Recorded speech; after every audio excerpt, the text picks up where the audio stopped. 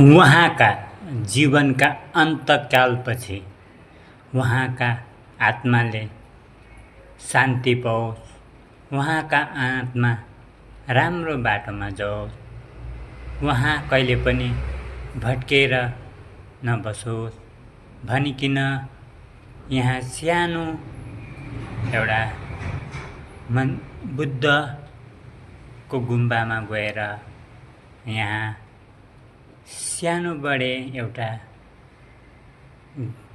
जाप गरिरहेको छ कि उहाँ बित्नु त भयो,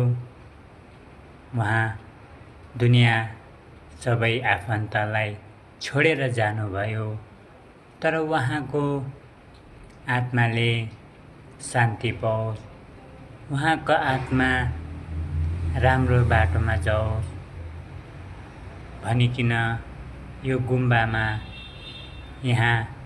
लामालाई पढाइ, यहाँ सानो बडे कार्य गरिरहेका छौँ। त सबैजनाले उहाँको आत्माले शान्ति पाओस् भनी सबैले एकछिनको मन व्रत गर्नुहुन्छ